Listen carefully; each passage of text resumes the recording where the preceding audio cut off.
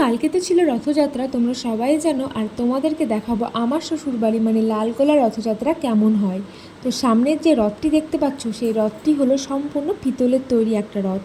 আর এটি লালগোলার ঐতিহ্যই বলতে পারো। আর এই রথ দেখার জন্য মানুষের ভিড়টা জাস্ট তোমরা একবার দেখো। আর এরপর যাব আমরা লালগোলার মেলাতে।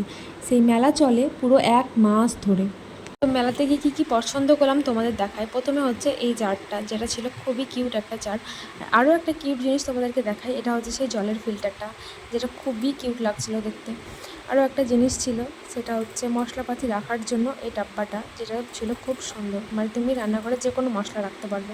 আর ছিল এই কফি মাগ টাইপের এই মগটা, যেটাও খুব সুন্দর ছিল, আর এটার দামটাও কিন্তু খুব সুন্দর ছিল। আর আরেকটা দেখাই, মেয়েদের মনের মতো, মানে মেয়েদের ক্রাশ বলতে পারো, এই চুড়ি, সেই ভাইরাল চুড়ি, যেটা খুবই ভাইরাল হয়েছিল।